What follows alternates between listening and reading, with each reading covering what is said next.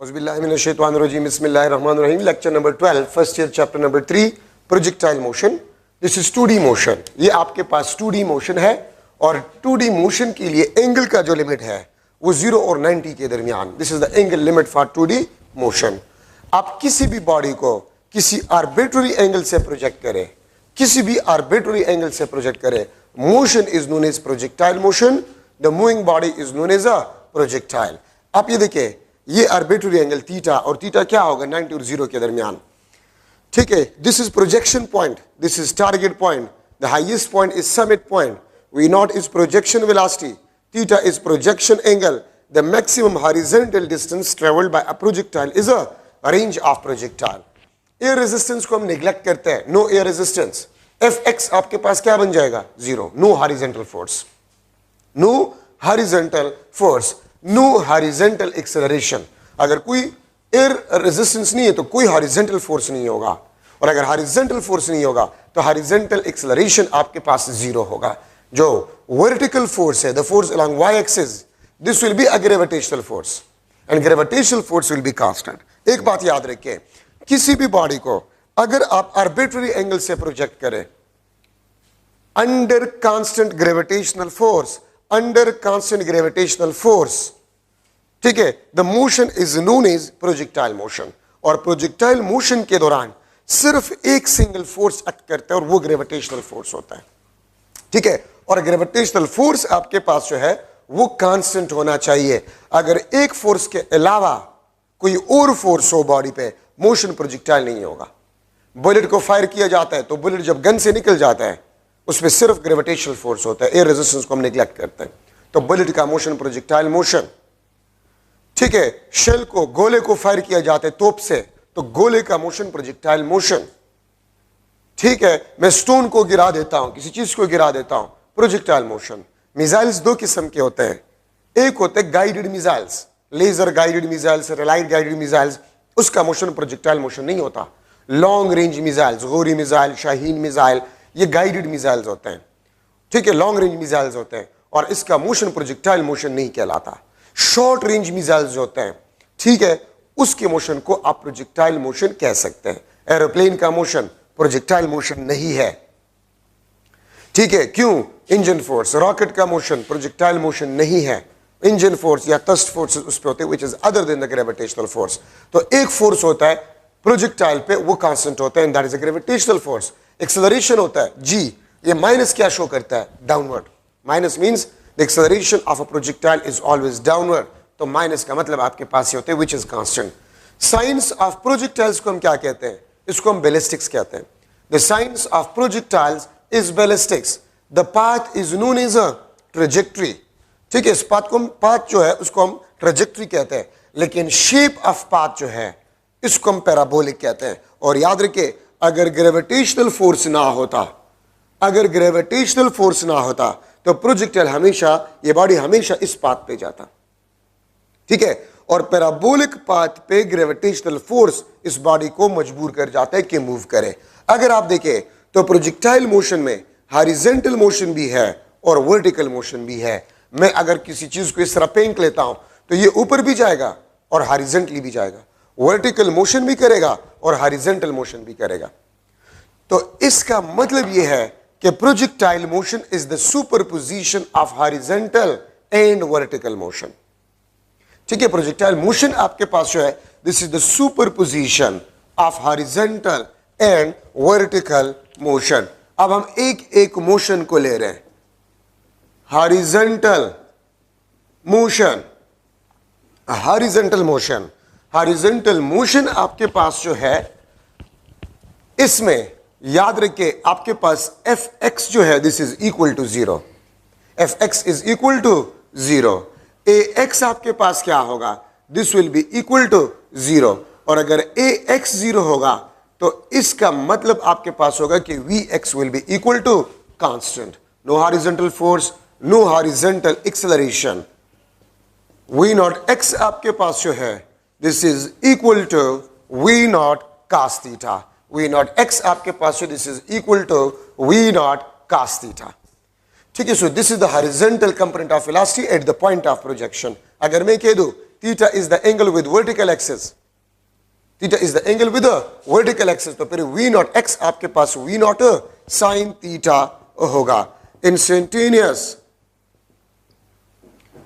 Horizontal distance travel, ठीक है, instantaneous horizontal, बल्कि मैं हॉरिजेंटल कंपोनेंट ऑफ वेलोसिटी पहले लिख लूंगा, कंपोनेंट ऑफ वेलोसिटी, ठीक है, instantaneous horizontal component of velocity, Vx is equal to V naught x is equal to V naught cos theta and it is constant. याद रखे, throughout a projectile motion, the horizontal component of velocity is a constant. ये अगर आपके पास projectile motion है, this is a projectile motion, ठीक है, ये आपके पास Vx, V naught x, ये आपके पास Vx, ये आपके पास Vx, ये आपके पास Vx, ये आपके पास Vx. तो याद रखिए, through out a projectile motion the horizontal component of velocity is constant. Point of projection से लेकर पॉइंट ऑफ टारगेट तक हॉरिजॉन्टल कंपोनेंट ऑफ वेलोसिटी का मैग्नीट्यूड भी कांस्टेंट होता है और डायरेक्शन भी कांस्टेंट होता है. ठीक है, ये बात याद रखिए. Through out a projectile motion horizontal component of velocity का मैग्नीट्यूड भी कांस्टेंट होता है और डायरेक्शन भी कांस्टेंट होता है. ठीक है, ये बात याद रखें. तो देखिए, अगर मैं कह दूं मैं एक बॉडी को फेंक रहा हूं, पॉइंट ऑफ प्रोजेक्शन पे अगर horizontal component of velocity 2 metre पर सेकंड हो, तो समिट पॉइंट पे हॉरिजॉन्टल कंपोनेंट ऑफ वेलोसिटी क्या होगा? 2 मीटर पर सेकंड. ठीक है, प्रोजेक्शन पॉइंट पे, टारगेट पॉइंट पे आपके पास हॉरिजॉन्टल कंपोनेंट ऑफ वेलोसिटी क्या होगा? 2 मीटर पर सेकंड. 1 सेकंड बाद क्या होगा? 2 मीटर पर सेकंड. तो horizontal component of velocity is constant through out a projectile motion. Instantaneous horizontal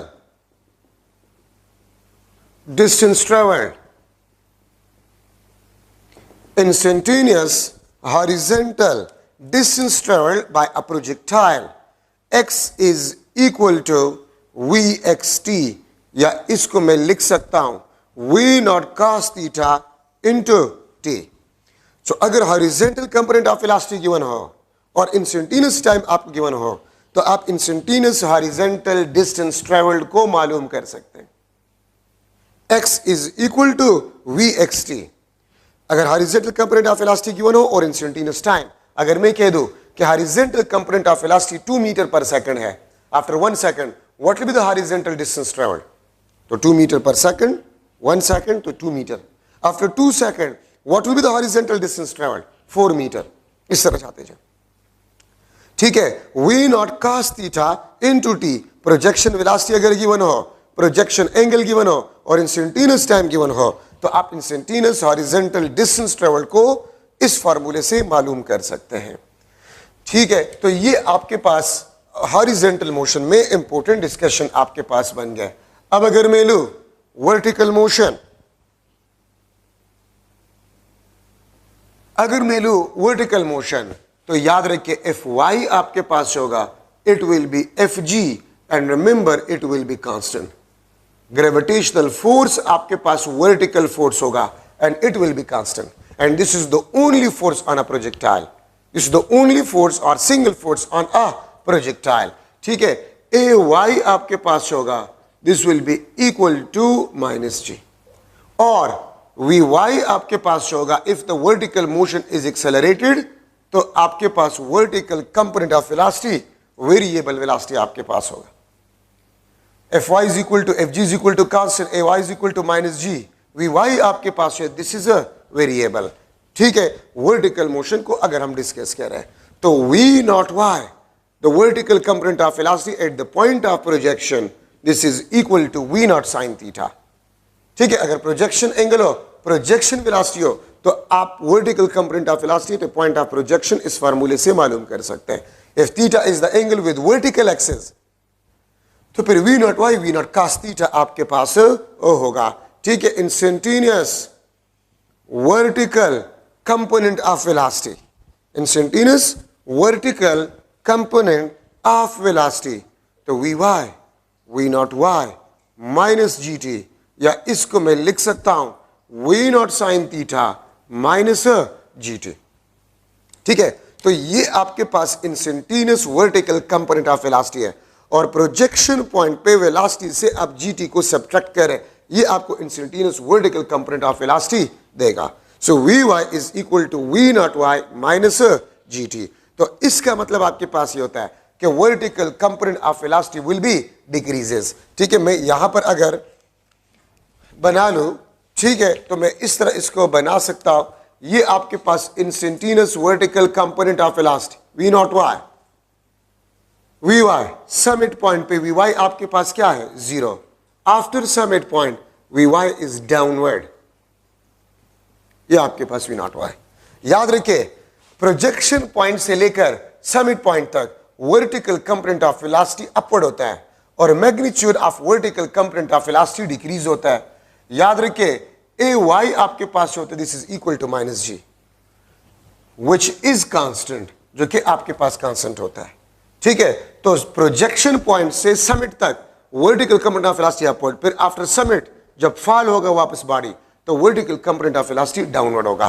तो याद रखिए, vertical component of velocity magnitude भी चेंज करता है और डायरेक्शन भी चेंज करता है।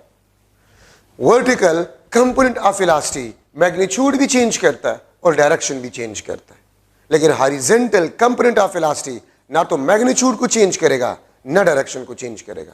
हॉरिजॉन्टल कंपोनेंट ऑफ वेलोसिटी ना मैग्नीट्यूड को चेंज करेगा ना डायरेक्शन को चेंज करेगा। Vertical component of velocity magnitude को भी चेंज करेगा और डायरेक्शन को भी चेंज करेगा। अगर मैं आपसे पूछूं what is the angle between the acceleration of a projectile and vertical component of velocity, ठीक है, तो पॉसिबल एंगल क्या होगा, नगोरे वर्ता प्रोजेक्शन पॉइंट से समिट तक एक्सेलरेशन ऑफ अ प्रोजेक्टाइल और वर्टिकल कंपोनेंट ऑफ वेलोसिटी, इसके दरमियान 180 डिग्री एंगल होता है, लेकिन समिट पॉइंट के बाद एक्सेलरेशन और वर्टिकल कंपोनेंट ऑफ वेलोसिटी का एंगल जीरो होता है। तो अगर एमसीक्यू में आ जाए the angle between the acceleration of projectile, ठीक है, and vertical component of velocity, तो पॉसिबल एंगल्स क्या होंगे, तो 0R180, 0R180, ये दो एंगल्स पॉसिबल है। कोई और angle vertical component of velocity और एक्सेलरेशन ऑफ प्रोजेक्टाइल के दरमियान पॉसिबल नहीं है। और acceleration of a projectile and horizontal component of velocity is perpendicular, always perpendicular. Horizontal component of velocity and acceleration of a projectile, this is always perpendicular.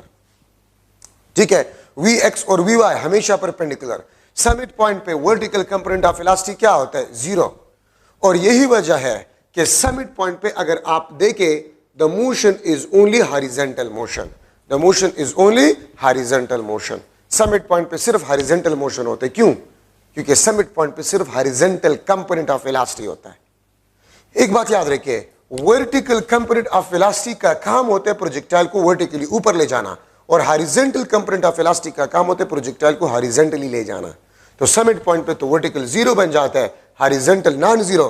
तो इसलिए summit point पे जो motion है, the motion is only horizontal at summit point. ठीक है, अच्छा, अब अगर मैं इंस्टेंटेनियस वर्टिकल डिस्टेंस या हाइट ऑफ प्रोजेक्टाइल, वो आपके पास क्या होगा, तो y is equal to v naught y t minus half g t square. ये आपके पास इंस्टेंटेनियस हाइट फॉल है, या v naught sine theta t minus half g t square, ये आपके पास instantaneous height of a projectile है। अगर प्रोजेक्शन वेलोसिटी गिवन हो, प्रोजेक्शन एंगल गिवन हो और इंस्टेंटेनियस टाइम गिवन हो, तो आप इंस्टेंटेनियस हाइट को मालूम कर सकते हैं इस इक्वेशन से। अगर आप वर्टिकल कंपोनेंट ऑफ वेलोसिटी, आपको पॉइंट ऑफ प्रोजेक्शन गिवन हो और इंस्टेंटेनियस टाइम गिवन हो, आप इंस्टेंटेनियस हाइट ऑफ प्रोजेक्टाइल को इस इक्वेशन से मालूम कर सकते हैं। ठीक है, तो ये आपके पास instantaneous vertical height of projectile. अगर आपसे कोई पूछे, अगर मैं आपको बता दूं, देखिए, projectile motion is the superposition of two motions, horizontal motion and vertical motion. लेकिन horizontal motion में velocity constant होता है और vertical motion में acceleration constant होता है। So projectile motion is that motion in which horizontal motion is with constant velocity and vertical motion is with constant acceleration. ठीक है, so superposition of horizontal and vertical motion, but horizontal with constant velocity, vertical with constant acceleration. और यहां पर एक idea आपको मिल रहा है कि हॉरिजॉन्टल मोशन कांस्टेंट वेलोसिटी से, वर्टिकल मोशन कांस्टेंट एक्सेलरेशन से, इसका मतलब यह है कि horizontal and vertical motion during projectile motion is independent of each other. Horizontal constant velocity से है, वर्टिकल कांस्टेंट एक्सेलरेशन से, means velocity, vertical velocity variable है, तो ये इंडिपेंडेंट है. इसलिए तो ये काम हो रहा है, एक कांस्टेंट है और दूसरा वेलोसिटी वेरिएबल, तो they are independent of each other. तो प्रोजेक्टाइल में vertical motion accelerated, horizontal motion non accelerated. लेकिन अगर मैं प्रोजेक्टाइल को लूं कि प्रोजेक्टाइल मोशन एक्सेलरेटेड मोशन है कि नॉन एक्सेलरेटेड है, तो projectile motion is accelerated motion and the acceleration of a projectile is a g which is 9.8 and always directed downward. ठीक है, तो ये आपके पास इंस्टेंटेनियस वर्टिकल हाइट. अच्छा, अब मैं लिख रहा हूं instantaneous velocity of projectile. Instantaneous velocity of a projectile, v is equal to vx square plus vy square under the root. v is equal to vx square plus vy square under the root.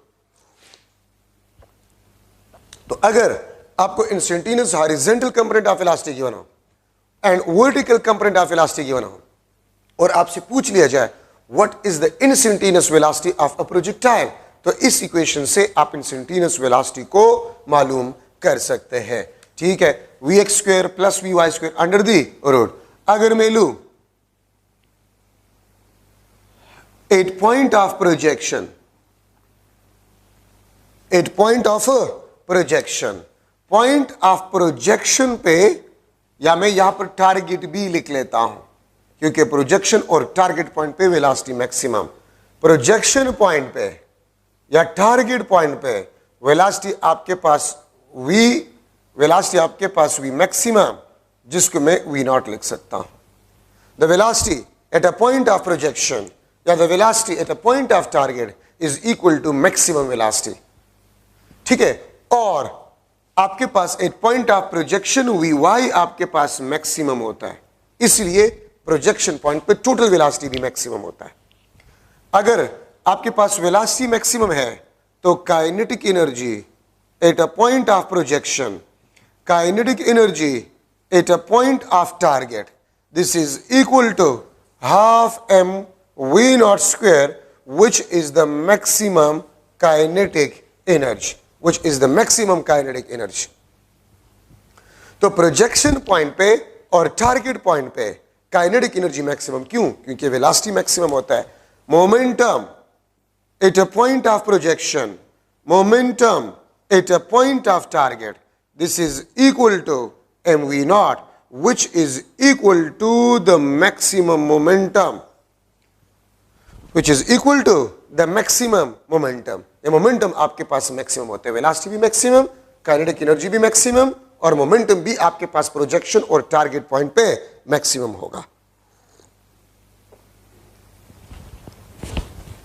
ठीक है. अच्छा,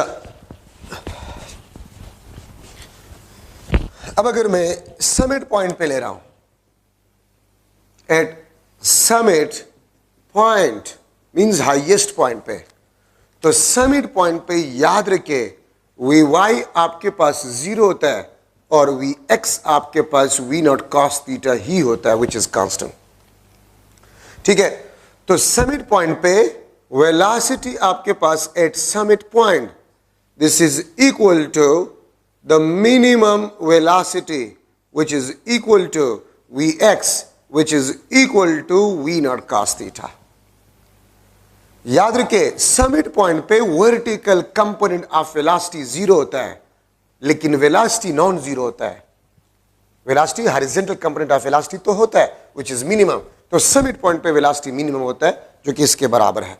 तो kinetic energy आपके पास summit point पे जो होगा,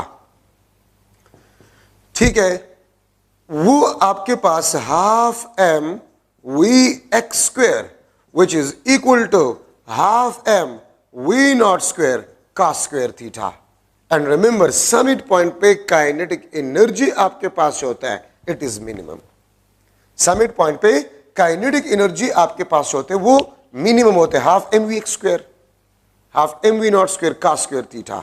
अच्छा, अब आप इसको देखें, half M we naught square, इसको आप देखें थोड़ा सा, half M we naught square ये देखें, ये है, और half M we naught square ये आपके पास प्रोजेक्शन पॉइंट पे काइनेटिक एनर्जी है. ठीक है, का स्क्वायर थीटा. मैंने इसको रिप्लेस किया काइनेटिक एनर्जी प्रोजेक्शन से, इसको मैंने इससे रिप्लेस किया. ठीक है, या मैं इसको इस तरह भी लिख सकता हूं कि kinetic energy minimum is equal to kinetic energy maximum into cos square theta, into cos square theta. Minimum kinetic energy is equal to maximum kinetic energy into cos square theta. ठीक है, या मैं आपसे यह भी पूछ सकता हूं, the ratio of kinetic energy at summit point to the kinetic energy at point of projection, this is equal to cos square theta. The ratio of kinetic energy at summit point to the kinetic energy at a point of projection is equal to cos square theta. Yeah, the ratio of kinetic energy minimum to the maximum kinetic energy is equal to cos square theta.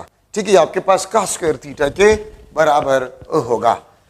अच्छा, अब आप ये देखिए, simple equation है, मैंने kinetic energy projection लिखा इसको, because this is the kinetic energy at projection and cos square theta. अगर आपको मैक्सिमम काइनेटिक एनर्जी गिवन हो, बिकॉज प्रोजेक्शन पॉइंट पे काइनेटिक एनर्जी मैक्सिमम और प्रोजेक्शन एंगल गिवन हो, तो आप समिट पॉइंट पे काइनेटिक एनर्जी को मालूम कर सकते हैं. ठीक है, देखिए आपके पास है cos 30, this is equal to √3 divide by 2, लेकिन cos स्क्वायर 30 ये आपके पास 3 डिवाइड बाय 4 के बराबर है. ठीक है, अगर मैं लिख लो cos 45 degree 1/√2 and cos square 45 degree, ये आपके पास 1 डिवाइड बाय 2 के बराबर है. तो यहां पर स्क्वायर है. अगर मैं एक एमसीक्यू लिख लो कि the kinetic energy at a point of projection is equal to E, the kinetic energy at a point of projection is equal to A, what will be the kinetic energy summit at summit point if projection angle is 45 degree. अगर projection angle आपके पास 45 degree हो. ठीक है, तो मैं लिख लूंगा E divide by 4, E divide by 2, E divide by √2, D option 3E divide by 4. तो 45 अगर आप पुट कर, अभी मैंने कर लिए हाफ, तो एनर्जी हाफ होगा समिट पॉइंट पे. ठीक है, तो अगर आप एक प्रोजेक्टाइल को 45 डिग्री से प्रोजेक्ट करें, तो समिट पॉइंट पे जो काइनेटिक एनर्जी होगा वो टोटल एनर्जी ऑफ प्रोजेक्टाइल का हाफ होगा, मैक्सिमम एनर्जी ऑफ प्रोजेक्टाइल का हाफ होगा. ठीक है, ये बात आप लोग याद रखें.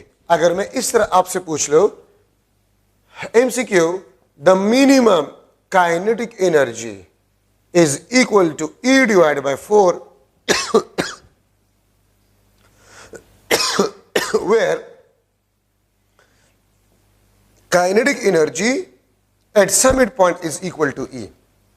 तो फिर प्रोजेक्शन एंगल आपके पास क्या होगा?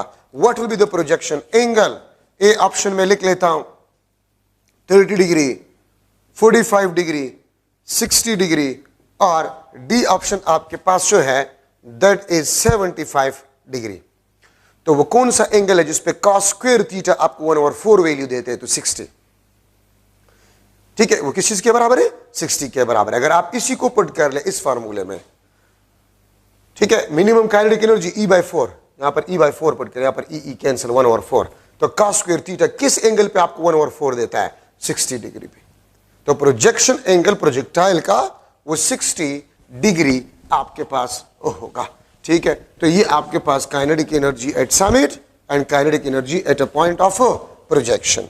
अच्छा, अब आप ये देखिए, प्रोजेक्शन पॉइंट पे काइनेटिक एनर्जी को मैं इस तरह भी लिख सकता हूं, half M we naught square, v naught square के बजाय v naught x square plus v naught y square में लिख सकता हूं।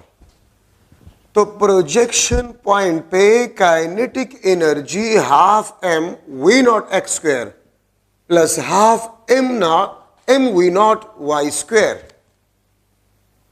ठीक है, ये आपके पास kinetic energy along x axis है and this is the kinetic energy along y axis. ठीक है, अगर आप लोग देखें तो समिट पॉइंट पे kinetic energy half M we naught x square होता है which is equal to half M we naught square का स्क्वायर थीटा। तो देखिए अब इस समिट पॉइंट पे सिर्फ ये टर्म है, ये टर्म आपके पास नहीं है, ये टर्म आपके पास नहीं है। तो इसका मतलब ये है कि this much energy is lost. तो kinetic energy why it is lost and this will be equal to potential energy gain which is the potential energy at summit point। और इसको मैं लिख सकता हूं half M v y square half M we naught square sine square theta. तो याद रखें potential energy at summit point is equal to half M we naught square sine square theta. और half M we naught square इसको मैं replace कर सकता हूं kinetic energy at a point of projection into sine square theta, into sine square theta। ठीक है, तो ये आपके पास potential energy at summit point. और मैं इस तरह भी लिख सकता हूं समिट पॉइंट पे हाइट मैक्सिमम है तो पोटेंशियल एनर्जी समिट पॉइंट पे मैक्सिमम होगा, प्रोजेक्शन पॉइंट पे काइनेटिक एनर्जी मैक्सिमम होगा इनटू साइन स्क्वायर थीटा। और मैं लिख सकता हूं कि the ratio of potential energy at summit point to the kinetic energy at a point of projection, to point of projection। ठीक है, और मैं इसको इस तरह भी लिख सकता हूं maximum potential energy to the maximum kinetic energy, this is equal to sine square theta। The ratio of potential energy at summit point to the kinetic energy at a point of projection, yeah, the ratio of maximum potential energy to the maximum kinetic energy is equal to sine square theta। ये आपके पास sin square theta के बराबर होगा। ठीक है, मैं इस तरह भी आपको लिख सकता हूं, मैं इस तरह भी लिख सकता हूं the ratio of potential energy at summit to the kinetic energy at a summit। तो potential energy at summit point half M we naught square sine square theta और काइनेटिक एनर्जी समिट पे half M we naught square cos square theta, this is cancel. तो potential energy at summit point to the kinetic energy at summit point, this is equal to sine square theta divide by cos square theta and this is equal to tangent square theta. ये आपके पास tangent square theta के बराबर आपके पास होगा। ठीक है, so these are some important discussion. मैं यहां पर भी लिख सकता हूं, अगर मैं लिख लो मोमेंटम एट समिट पॉइंट, ये आपके पास एम वी एक्स होगा या ये आपके पास m we naught cos theta होगा। ठीक है, और याद रखिए प्रोजेक्शन पॉइंट पे जो मोमेंटम आपके पास होता है it is M we naught and this is maximum momentum. तो मैं यहां पर इस एम वी नॉट को पी प्रोजेक्शन से रिप्लेस कर सकता हूं। तो momentum at summit point is equal to the momentum at a point of projection into cos theta. ठीक है, या the ratio of momentum at summit point to the momentum at a point of projection is equal to cos of theta, is equal to cos of theta. ठीक है, तो ये आपके पास जो है important discussion in the projectile motion. अब यहां पर हम डिस्कस कर रहे हैं instantaneous position of projectile, instantaneous position of projectile. ठीक है, ये अगर आपके पास प्रोजेक्टाइल मोशन है ये और आपका प्रोजेक्टाइल यहां पर है, यहां पर है, so this is the position vector r. ठीक है, और ये आपके पास बन जाएगा this is y and this is x। ठीक है, तो मैं लिख सकता हूं r is equal to x i plus y j. ये r किस चीज को शो करता है? ये पोजीशन वेक्टर है always drawn from the origin, जो कि पोजीशन ऑफ प्रोजेक्टाइल के बारे में आपको बताता है। ठीक है, अगर मैं आपसे पूछूं how far projectile from point of projection, तो ये आपके पास होगा r वेक्टर का मैग्नीट्यूड निकाल लें, x square plus y square under the root. r का magnitude is equal to under the root of x square plus y square. तो अगर इंस्टेंटेनियस हॉरिजॉन्टल डिस्टेंस आपको गिवन हो, ये आपके पास vxt होल स्क्वायर, ये आपके पास v naught y t minus half g t square into square root, ये आपके पास basically instantaneous position of a projectile बन जाएगा। तो अगर instantaneous horizontal distance travel given हो, अगर मैं लूं ये 3 मीटर है, ये 4 मीटर है, 4 मीटर ये 3 मीटर, तो how far the projectile from the point of projection? तो 4 square plus 3 square under root is equal to 5 metre. So अगर हॉरिजॉन्टल डिस्टेंस ट्रेवल 3 मीटर हो, इंस्टेंटेनियस वर्टिकल हाइट 4 मीटर हो, then how far the projectile from the point of projection? तो फिर 3 square plus 4 square under the root, the projectile will be at 5 metre from the point of projection. इस फार्मूले से आप मालूम कर सकते हैं। ठीक है, और अगर मैं लूं angle of projection, angle of projection, तो एंगल ऑफ प्रोजेक्शन आपके पास tangent theta y divide by x, या थीटा आपके पास है this is equal to tan inverse y divide by x। Theta is equal to tan inverse y divide by x। इससे आप projection angle को मालूम कर सकते हैं। Theta is equal to tan inverse y divide by x। ठीक है, तो ये आप इंपॉर्टेंट जो है आप एंगल मालूम कर सकते हैं अगर इंस्टेंटेनियस वर्टिकल हाइट गिवन हो और इंस्टेंटेनियस हॉरिजॉन्टल डिस्टेंस गिवन हो। x का फार्मूला ये भी आप पुट कर सकते हैं, y का फार्मूला ये भी आप पुट कर सकते हैं, ये y ये x। अच्छा, अब यहां पर हम डिस्कस कर रहे हैं maximum height of projectile. Maximum height of projectile, जब प्रोजेक्टाइल समिट पॉइंट पे होता है तो हाइट मैक्सिमम होता है।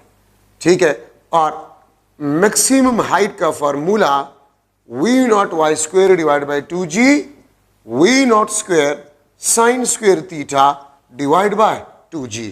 This is the maximum height of a projectile.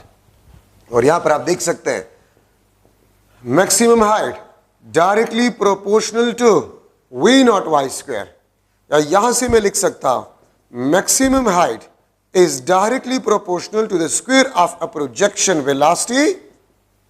Maximum height is directly proportional to sine square theta. और यहां से मैं लिख सकता हूं maximum height is inversely proportional to g। अगर एक प्रोजेक्टाइल आप पेशावर में प्रोजेक्ट कर रहे हैं, उसी प्रोजेक्शन वेलोसिटी से प्रोजेक्टाइल को उसी प्रोजेक्शन एंगल के साथ अगर आप मरी में प्रोजेक्ट करें तो मरी में जी का वैल्यू कम होता है, वहां पर प्रोजेक्टाइल का हाइट क्या होगा? ज्यादा होगा। ठीक है, अगर मून पे आप सेम प्रोजेक्शन वेलोसिटी से और सेम प्रोजेक्शन एंगल से प्रोजेक्टाइल को प्रोजेक्ट कर रहे हैं तो आपको पता है कि मून पे जी का वैल्यू 6 टाइम कम है, तो हाइट प्रोजेक्टाइल का मून पे 6 टाइम ज्यादा होगा। ठीक है, अच्छा, time of flight, time of flight, time of flight is the time duration during which projectile is airborne, airborne या above the horizontal surface या above the ground, वो टाइम जिसमें प्रोजेक्टाइल ग्राउंड से ऊपर हो या हवा में हो उसको बेसिकली हम टाइम ऑफ फ्लाइट कहते हैं। Time of flight is equal to v not y two v not y divide by g, या two v naught sine theta divide by g। This is the equation of time of flight. Time of flight का formula है आपके पास, तो यहां से मैं लिख सकता हूं time of flight is directly proportional to v not y मैं लिख सकता हूं t is directly proportional to v naught, मैं लिख सकता हूं t is directly proportional to sin theta, यहां से मैं लिख सकता हूं t is inversely proportional to g। ठीक है, सो टाइम ऑफ फ्लाइट आपके पास जो है वो 2v0 sin 2v0 y divide by g या 2v0 sin theta divide by g। This is basically the time of flight, ये टाइम ऑफ फ्लाइट को रिप्रेजेंट करता है। ठीक है, और टाइम ऑफ फ्लाइट को मैंने आपको बता दिया कि टाइम ऑफ फ्लाइट वो टाइम ड्यूरेशन है जिसमें एक प्रोजेक्टाइल आपके पास जो है वो एयरबर्न हो या ग्राउंड से ऊपर हो। मैं इस तरह भी लिख सकता हूं the time when projectile is at summit point। ठीक है, time when projectile is at summit point, तो टोटल टाइम का आप हाफ निकाल लें। ठीक है, ये आपके पास v0 sin theta divide by g। देखिए, प्रोजेक्टाइल समिट पॉइंट तक जितने टाइम में जाता है तो समिट पॉइंट से ग्राउंड तक भी उतने टाइम में वापस आएगा। ठीक है, तो समिट पॉइंट तक जो टाइम होगा वो टाइम ऑफ लाइट का हाफ होगा। और यहां पर हम प्रोजेक्शन वेलोसिटी, अगर प्रोजेक्शन वेलोसिटी को मैं डबल कर जाऊं, projection velocity double, the maximum height will be 4 times. अगर मैं प्रोजेक्शन वेलोसिटी को डबल कर जाऊं, the time of light will be double. अगर मैं प्रोजेक्शन वेलोसिटी को हाफ कर जाऊं, time of flight will be half. अगर मैं प्रोजेक्शन वेलोसिटी को हाफ कर जाऊं तो टाइम ऑफ फ्लाइट आपके पास जो है वो 4 टाइम डिक्रीज हो जाएगा। ठीक है, इस तरह थीटा के साथ अगर मैं सेम कांस्टेंट प्रोजेक्शन वेलोसिटी से 90 पे प्रोजेक्टाइल को प्रोजेक्ट करूं तो हाइट मैक्सिमम होगा, हाइट ज्यादा होगा तमाम एंगल के मुकाबले में। अब आपके जहन में यह आएगा कि प्रोजेक्टाइल मोशन में तो हम 0 और 90 के दरमियान लेते, यस, वो 2D के लिए। 1 डायमेंशनल में अगर डिस्कस करूं मोशन, ये भी प्रोजेक्टाइल मोशन है, आप इसको कह सकते हैं, लेकिन हम इसको 1 डायमेंशनल कहेंगे। ठीक है, ये बात आप लोग याद रखिए।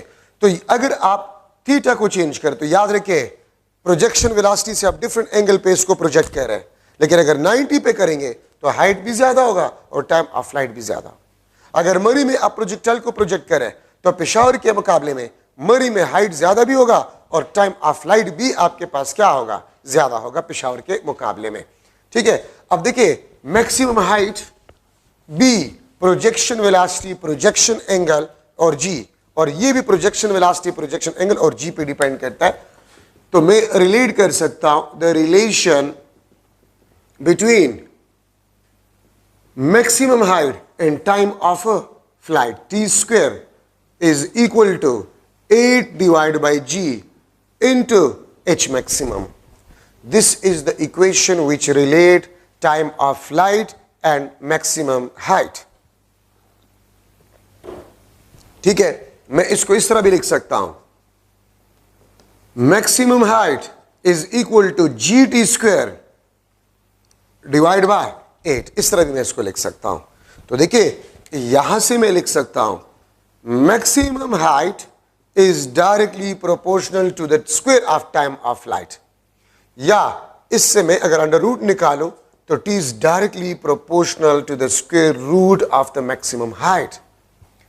अगर मैं प्रोजेक्शन वेलोसिटी को चेंज कर जाऊं, अगर आपको एमसीक्यू में बताया जाए if I change the projection velocity the time of flight becomes double, the time of flight becomes double, what will be the maximum height, तो डबल स्क्वायर करे 4, मैक्सिमम हाइट 4 टाइम बन जाएगा। अगर आप प्रोजेक्शन वेलोसिटी को change कर जाए, आपको ये नहीं बताएगा कि प्रोजेक्शन वेलोसिटी डबल या हाफ वगैरह, जस्ट आपको बताइए I change the projection velocity. अच्छा, अब देखिए मैं अगर इस पे एमसीक्यू बना लूं कि मैक्सिमम हाइट वो आपके पास h था, ठीक है, और टाइम ऑफ फ्लाइट आपके पास x, ठीक है, when projection velocity change, when projection velocity change, maximum height is 2h, maximum height is a 2h, then time of flight will be dash, time of flight आपके पास जो है वो क्या होगा, 2t, B option t divide by 2, C option आपके पास t के बजाय में x, क्योंकि वहां पर x मैंने लिखा है, x डिवाइड बाई 2, ये आपके पास under the root of 2x, ठीक है, और डी ऑप्शन आपके पास जो है x divide by under the root of 2, under root में लिख लूंगा 4x, इसको मैं 4x लिख लूंगा। तो देखिए आपको सिर्फ बताइए change when projection velocity change, तो मैक्सिमम हाइट बिकम्स 2h, तो अगर ये 2h हो जाए तो इस पे आपको अंडर रूट नजर आ रहा है, टाइम आपके पास अंडर रूट 2x बन जाएगा। This is the answer, this is the answer. ठीक है, आपने वेलोसिटी को चेंज किया, मैक्सिमम हाइट 2h, तो टाइम ऑफ फ्लाइट आपके पास under the root of 2x आपके पास बन जाएगा। तो ये आपके पास इक्वेशन है जो कि मैक्सिमम हाइट और टाइम ऑफ फ्लाइट को रिलेट करता है। अब यहां पर मैं डिस्कस कर रहा हूं range of projectile. Range of projectile is the maximum horizontal distance travelled, maximum horizontal distance travelled, इसको हम रेंज ऑफ प्रोजेक्टाइल कहते हैं। X maximum, maximum horizontal distance travelled, इसको हम रेंज कहते हैं। इसको हम क्या कहते हैं, रेंज कहते हैं। ठीक है, तो आपके पास फॉर्मूला है रेंज का, रेंज को हम आर से रिप्रेजेंट करते हैं। आर, अगर आप वी एक्स को time of flight, horizontal component of velocity को आप टाइम ऑफ फ्लाइट के साथ मल्टीप्लाई करें, रेंज ऑफ अ प्रोजेक्टाइल आ जाएगा। ठीक है, आप वी एक्स को वी नॉट कॉस थीटा से रिप्लेस करें, टी, ये भी आपके पास फार्मूला है, या 2 v naught square sine theta cos theta divide by g, ये भी आपके पास रेंज का फार्मूला है। ठीक है, और रेंज का फार्मूला आपके पास v naught square sine 2 theta divide by g, ये भी आपके पास रेंज का फार्मूला, और ये भी आपके पास रेंज के फार्मूले। अगर horizontal component of velocity given हो और टाइम ऑफ फ्लाइट गिवन हो, तो रेंज आप इस फार्मूले से मालूम कर सकते हैं। अगर प्रोजेक्शन वेलोसिटी गिवन हो, प्रोजेक्शन एंगल गिवन हो और टाइम ऑफ फ्लाइट गिवन हो, इस फार्मूले से। अगर projection velocity, projection angle given हो, उस फार्मूले से। प्रोजेक्शन वेलोसिटी, प्रोजेक्शन एंगल, इस फार्मूले से आप रेंज को मालूम कर सकते हैं। और यहां से भी आप देख सकते हैं range is directly proportional to v naught square, range is directly proportional to sine 2 theta, range is inversely proportional to g. ठीक है, अगर आप प्रोजेक्शन वेलोसिटी को डबल कर जाए, रेंज आपके पास 4 टाइम्स बन जाएगा। अगर आप प्रोजेक्शन वेलोसिटी को हाफ कर जाए, रेंज आपके पास 4 टाइम डिक्रीज हो जाएगा। ठीक है, इस तरह जी के साथ भी और थीटा के साथ ये रिलेट हो सकता है। So these are different formulas of range of a projectile. एक बात याद रखें, जिस फार्मूले में भी आपके पास साइन थीटा या कॉस थीटा हो, वो आपको मैक्सिमम रिजल्ट देगा अगर साइन थीटा और कॉस थीटा 1 आपके पास हो, बन जाए। तो देखिए, if theta is equal to 45 degree, तो 2 थीटा ये आपके पास 90 हो जाएगा, और sine 2 theta is equal to sine 90, this is equal to 1। तो याद रखिए, if theta is equal to 45 degree, then range is equal to V naught square divided by G, which is the maximum range। तो याद रखिए, किसी भी projection velocity के लिए अगर आप प्रोजेक्टाइल को 45 डिग्री से प्रोजेक्ट करें, तो रेंज ऑफ अ प्रोजेक्टाइल आपके पास क्या होगा, मैक्सिमम होगा। बाकी किसी भी एंगल पे रेंज और मैक्सिमम से कम होगा। If theta is not equal to 45, तो फिर रेंज आपके पास आर मैक्सिमम से कम होगा, या रेंज आपके पास v naught square divide by g से कम होगा। लेकिन अगर थीटा 45 हो तो रेंज आपके पास मैक्सिमम होगा। अच्छा, अब आप उस फॉर्मूले को देखिए, ये v naught square divide by g को, v naught square divide by g को मैं किस चीज से रिप्लेस कर सकता हूं, तो v naught square divide by g को मैं आर मैक्सिमम से रिप्लेस कर सकता हूं। ठीक है, वो मैं आर मैक्सिमम से रिप्लेस कर सकता हूं। तो देखिए आपके पास range is equal to r maximum into sine 2 theta. किसी भी थीटा पे जो रेंज होगा वो आप इससे मालूम कर सकते हैं। अगर थीटा आपको गिवन हो तो मैक्सिमम के कितना आपके पास होगा। अब अगर मैं लिख लो थीटा 15 डिग्री हो तो रेंज 15 डिग्री पे ये 45 डिग्री का हाफ होगा, या आर मैक्सिमम का आपके पास हाफ होगा। अगर आप इसमें 15 पुट करें 2 मल्टीप्लाई बाय 15 साइन 30 और साइन 30 आपको हाफ देगा। सो 15 डिग्री पे जो रेंज होता है वो 45 डिग्री के रेंज का हाफ होता है, वो मैक्सिमम रेंज के हाफ होता है। तो मैं आपसे एमसीक्यू पूछ सकता हूं, मैं अगर एक एमसीक्यू लिख लो, maximum range of projectile at some projection velocity is 100 meter. Maximum range of projectile at some projection velocity is 100 meter. What will be the range? मैं question लिख रहा हूं, what will be the range of projectile? What will be the range of projectile if projected at 15 degree with same projection velocity? With same projection velocity. ठीक है, तो फिर आपके पास रेंज क्या होगा? 200 metre,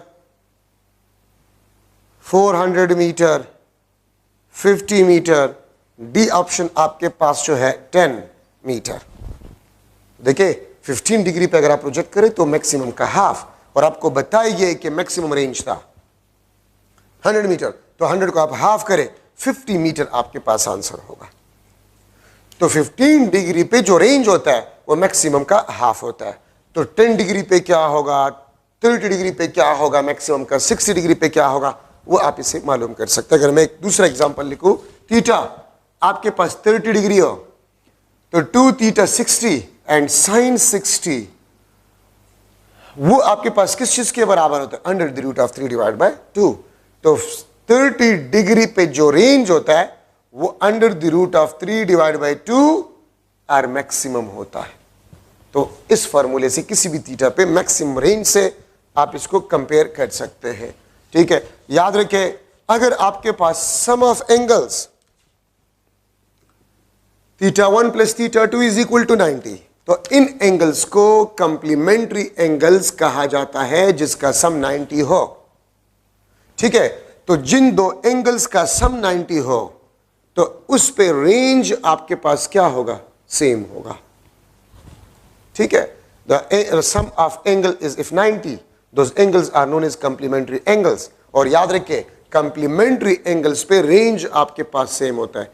10 degree plus 80 degree 90 degree, तो R10 और R80 डिग्री वो आपके पास इक्वल होंगे, लेकिन इसके लिए शर्त यह है कि प्रोजेक्शन वेलोसिटी कांस्टेंट हो। अगर आप देखें 30 डिग्री प्लस 60 डिग्री 90 डिग्री, तो 30 डिग्री पे रेंज और 60 डिग्री पे रेंज वो बराबर होगा अगर प्रोजेक्शन वेलोसिटी आपके पास क्या हो? कांस्टेंट हो। ठीक है, तो इसको हम बेसिकली कंप्लीमेंट्री एंगल्स कहते हैं। ठीक है, तो कंप्लीमेंट्री एंगल्स पे range of a projectile same if the projection velocity is kept constant, अगर प्रोजेक्शन वेलोसिटी आपके पास कांस्टेंट हो। अगर एमसीक्यू में कहीं पर आप ये देखें hits target, a bullet hits target, a shell hits target, और आपको एंगल गिवन ना हो, if angle is not given so theta आपने 45 डिग्री लेना होगा। थीटा आपने 45 डिग्री लेना होगा। ठीक है, ये बात याद रखिए। अगर हिट्स टारगेट आ जाए, short range missile is fire and it hits a target, a bullet is fire and it hits a target, तो थीटा फिर आपने 45 डिग्री लेना होगा। और फार्मूला आपके पास V0 square divide by G, और अगर आप प्रोजेक्शन वेलोसिटी मालूम करना चाहते हैं तो under root of RG। A shell is fire and it hits a target, it hits a target where the target is 1 kilometer away, then what will be the projection velocity of the shell? तो projection velocity shell, target कितना दूर था? 1 kilometer. यहाँ पर put करें. 1 kilometer means 1000 meter. G 10,000 under root निकाले तो 100 आपके पास projection velocity आ जाएगा. Projection velocity आ जाएगा.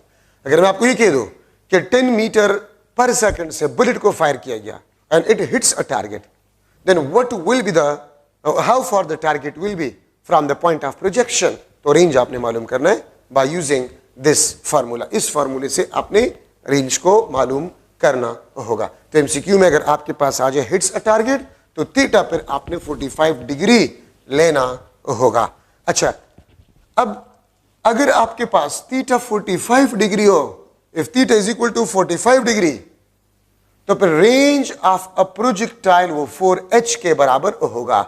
ठीक है, ये आपके पास 4h के बराबर होगा. इफ अब देखिए theta is equal to 45 degree, मैं 45 डिग्री पे प्रोजेक्टाइल को प्रोजेक्ट करता हूं and the maximum height is 10 meter. What will be the range of projectile? तो 10 मल्टीप्लाई बाय 4, 40 मीटर उसका रेंज होगा. अगर मैं आपसे ये पूछूं कि मैक्सिमम रेंज ऑफ प्रोजेक्टाइल, जब मैं एक एमसीक्यू बना लूंगा, maximum range of projectile is 400 meter, then what will be height of projectile? ठीक है, height of projectile आपके पास क्या होगा? A option 800 meter, B option 1600 meter, C option 100 meter और D option 400 meter. तो आप देखिए आपको बताया गया maximum range, it means 45 degree है मैक्सिमम रेंज. अगर आपको एंगल के बारे में ना बताया जाए, मैक्सिमम रेंज ही आपको बता रहे कि थीटा इज 45 डिग्री, तो h आपके पास r डिवाइड बाय 4. ठीक है, तो 400 को 4 पे डिवाइड करें, 100 मीटर आपके पास आंसर आ जाएगा. ठीक है, तो ये आपके पास जो है 45 डिग्री पे रेंज ऑफ अ प्रोजेक्टाइल आपके पास सेम होता है. ठीक है, अच्छा, अब अगर मैं थीटा 76 डिग्री लूं तो याद रखिए रेंज और हाइट आपके पास जो होते हैं वो बराबर होते हैं. और थीटा 76 डिग्री, या इसको मैं tan इनवर्स 4b लिख सकता हूं. एंड tan इनवर्स 4 76 डिग्री, और इस पे आपके पास रेंज और हाइट जो है वो बराबर होता है. बाकी किसी भी एंगल पे आपके पास रेंज और हाइट बराबर नहीं होते. ठीक है, सो रेंज और हाइट बराबर होता है if the projection angle is 76 degree. ठीक है, और 76 डिग्री का मतलब होता है tan इनवर्स 4. tan इनवर्स 4 वो आपको 76 डिग्री जो है वो देता है. ठीक है, अच्छा, अब यहां पर मैं कुछ जनरल डिस्कशन करवा रहा हूं. जनरल डिस्कशन आपके पास ये है कि अगर आपने किसी चीज को शूट करना है तो आपने थोड़ा सा ऊपर निशाना लेना होगा. क्यों? क्योंकि अगर आप थोड़ा सा ऊपर निशाना लेंगे, ये बिल्डिंग है, किसी चीज को आपने हिट करना है, ठीक है, गन के जरिए से, तो आपने थोड़ा सा ऊपर निशाना लेना होगा. तो आप ये देख सकते हैं, ठीक है, इसको हिट करेगा पैराबोलिक पाथ, लिटिल अबव आपने टारगेट लेना होगा निशाने के ऊपर.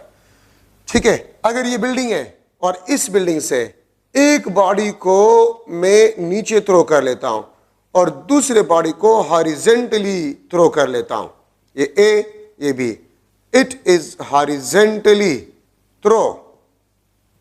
ठीक है, and this is leave to fall downward. ठीक है, इन सेम टाइम में सेम हाइट से हमने एक बॉडी को हॉरिजेंटली प्रोजेक्ट किया और दूसरे को उसी टाइम सेम हाइट से सेम टाइम में डाउनवर्ड फॉल किया. ठीक है, तो क्या दोनों जमीन तक सेम टाइम में पहुंचेंगे? यस, क्योंकि ये भी हाइट फॉल करेगा हाफ GT², ये भी हाइट फॉल करेगा हाफ GT². ठीक है, तो इसलिए सेम टाइम में ये जमीन तक पहुंचेंगे. और मैंने आपको स्टार्ट में बताया था, अब आप में से कुछ स्टूडेंट्स के जहन में ये आएगा कि एक को तो हमने हॉरिजेंटली थ्रो किया, वो तो हॉरिजेंटल मोशन भी कह रहा है, और दूसरे को जस्ट लीव डाउनवर्ड, तो फिर क्यों सेम टाइम में पहुंचेंगे? तो मैंने कुछ देर पहले आपको बताया कि horizontal motion and vertical motion are independent of each other. Horizontal motion और वर्टिकल मोशन इंडिपेंडेंट है. अगर ये हॉरिजॉन्टली मूव कर रहा है और ये नहीं कर रहा तो खैर है ना, वर्टिकल फॉल वर्टिकल फॉल तो ये भी ग्रेविटेशनल फोर्स की वजह से कर रहा है, ये भी ग्रेविटेशनल फोर्स की वजह से कर रहा है। तो इसलिए सेम टाइम में ये जमीन तक पहुंच जाएंगे। अच्छा, अगर मैं लिख लो if projectile is projected horizontally, अगर प्रोजेक्टाइल हॉरिजेंटली में थ्रो करूं, इस तरह मैं प्रोजेक्टाइल को इस तरह थ्रो करूं हॉरिजेंटली लाइक दिस, डायग्राम से ये मैं हॉरिजेंटली किसी प्रोजेक्टाइल को प्रोजेक्ट कर रहा हूं, तो देखिए यहां पर मोशन आपके पास सिर्फ हॉरिजेंटल है, तो v not y is equal to 0। और याद रखिए जिस वेलोसिटी से आप प्रोजेक्ट करें वही आपके पास हॉरिजेंटल कंपोनेंट ऑफ वेलोसिटी होगा, और फिर कुछ देर बाद वर्टिकल कंपोनेंट ऑफ वेलोसिटी भी प्रोड्यूस होना शुरू हो जाएगा। दिस इज vy, ये आपके पास vx। ठीक है, तो मैं किसी भी बॉडी को अगर हॉरिजेंटली प्रोजेक्ट कर रहा हूं तो प्रोजेक्शन वेलोसिटी वही हॉरिजेंटल कंपोनेंट ऑफ वेलोसिटी होगा, और v नॉट y आपके पास क्या होगा, 0। मैं इस मार्कर को 2 मीटर पर सेकंड से हॉरिजेंटली प्रोजेक्ट कर रहा हूं, what will be the horizontal component of velocity, 2 metre पर second. What will be the horizontal component of velocity after 2 second, 2 metre पर सेकंड, क्योंकि हमने पढ़ा है कि throughout a projectile motion horizontal component of velocity is constant. ठीक है, तो प्रोजेक्शन जिस वेलोसिटी से आप इसको फेंकते हैं हॉरिजेंटली वही आपके पास horizontal component of velocity projectile का होगा।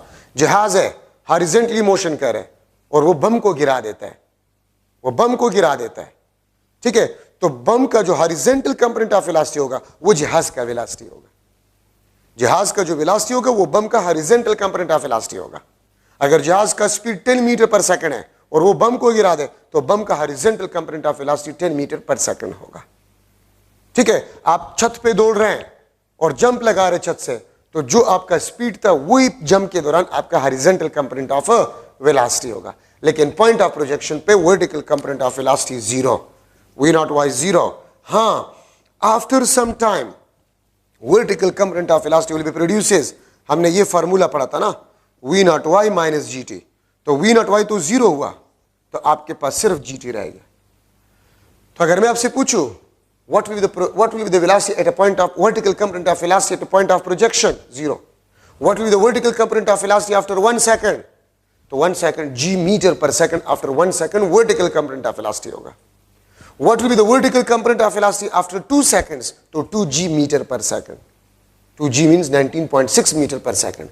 What will be the vertical component of velocity after 3 seconds, 3g meter per second। ठीक है, अच्छा x आपके पास क्या होगा, वही आपके पास vxt, y आपके पास हाइट फॉल, ये अगर ग्रेविटेशनल फोर्स ना होता, Fg अगर 0 होता तो ये होता, और अगर ये फॉल कौन करवा रहा है, हमने ये फॉर्मूला पहले भी पढ़ा है, हाफ gt², इसी को ही y कहा जाता है, और y यहां पर आपके पास जो है इसको हम हाइट फॉल कहते हैं। एक बॉडी को मैं 2 मीटर पर सेकंड से हॉरिजेंटली प्रोजेक्ट करता हूं, after 1 second what will the height fall, तो इस फॉर्मूले से आप हाइट फॉल को मालूम कर सकते हैं। Time of fall 2h divide by g या 2y divide by g under the root, ये आपके पास टाइम ऑफ फॉल। जहाज है और वो 100 मीटर अबाव या 100 किलोमीटर अबाव से बम को गिरा देता है, कितने टाइम में वो जमीन तक पहुंचेगा, तो ये फार्मूला। ठीक है, कितने टाइम में हाइट फॉल होगा, ये फार्मूला। ए वाई आपके पास g, ए वाई आपके पास g, ए x आपके पास जो है दिस इज इक्वल टू 0। तो फिर आप ये फार्मूले इस्तेमाल करेंगे, v not y 0, v y gt, x आपके पास है this is equal to vxt, y is equal to half gt²। These are the important discussion. ठीक है, अगर मैं आपसे एक एमसीक्यू जो है वो लिख लो कि MCQ stone is projected horizontally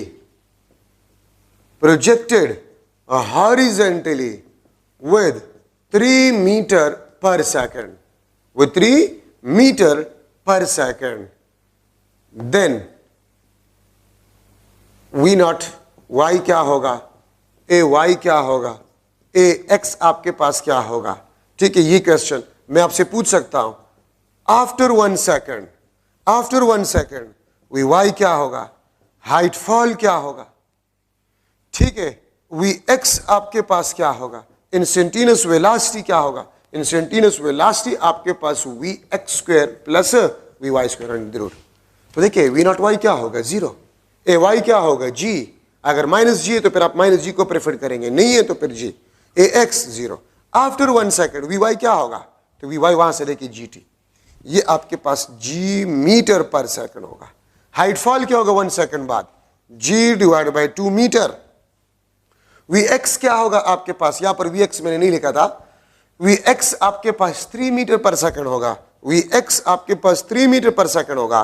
और वेलोसिटी क्या होगा, तो देखिए वी एक्स 3 वी वाई जी, तो आपके पास 3 स्क्वायर, आसानी के लिए जी को आप 10 स्क्वायर ले लें अंडर रूट, ये आपके पास इंस्टेंटेनियस वेलोसिटी आ जाएगा। और देखिए मैंने पहले भी आपको बताया कि horizontal motion and vertical motion are independent of each other. अगर मैं जमीन पे दौड़ रहा हूं एफर्ट करके, अगर उतना एफर्ट मैं मून पे करूं तो वहां पर मेरा स्पीड ज्यादा होगा, रनिंग के दौरान कम होगा कि सेम होगा, सेम होगा, स्पीड सेम होगा मून पे। क्यों, क्योंकि स्पीड तो मेरे अपने एफर्ट पे डिपेंड करता है। लेकिन अगर मैं यहां पर दौड़ रहा हूं और जंप के दौरान मेरा हाइट h है, अगर मैं मून पे दौड़ रहा हूं तो वहां पर मेरा हाइट क्या होगा, जंप के दौरान, तो वहां पर हाइट ज्यादा होगा, क्योंकि height is inversely proportional to G maximum height वाला फार्मूला देखे, ठीक है। तो वो जी के इनवर्सली प्रोपोर्शनल है, तो जी मून पे कम है 6 टाइम, तो हाइट 6 टाइम जो है वो आपके पास ज्यादा होगा, ठीक है। तो ये आपके पास जनरल डिस्कशन है। Horizontal motion is independent of, horizontal and vertical motion are independent of each other. तो ये प्रोजेक्टाइल मोशन में आपके पास जरूरी पॉइंट्स हैं। अब देखिए एक क्वेश्चन आपसे ये भी पूछा जा सकता है कि एक मंकी जो है वो दरख्त में है और आपने उसी पे टारगेट लिया है, जब आप फायर करते हैं उसी instant of time monkey jump downward, तो bullet will hit a monkey, miss a monkey या इनकम्प्लीट इन्फॉर्मेशन या नन ऑफ दीस। तो अगर आपने मंकी पे ही टारगेट लिया है, ना ऊपर ना नीचे, उसी को टारगेट किया है आपने, और जो आप फायर करते हैं उसी instant of time monkey jump downward, तो मंकी भी फ्री फॉल मोशन कर रहा है और बुलेट भी फ्री फॉल मोशन कर रहा है, so bullet will hit a monkey. तो ये थोड़ा जनरल डिस्कशन था आपके पास। चैप्टर नंबर 3 भी खत्म हो गया। इंशाल्लाह नेक्स्ट लेक्चर में 1 आवर या 1 आवर 15 मिनट में मैं 4th चैप्टर को भी खत्म करूंगा, वर्क पावर एंड एनर्जी। तो प्लीज आप लोग वर्क पावर एनर्जी के डिफिनीशंस वगैरह, एब्सोल्यूट ग्रेविटेशनल पोटेंशियल एनर्जी, वो डिफिनीशंस आप खुद से पढ़ें, ठीक है। मैं इंशाल्लाह लेक्चर नंबर 13 में वर्क पावर एंड एनर्जी करवाऊंगा, ठीक है। Thank you so much.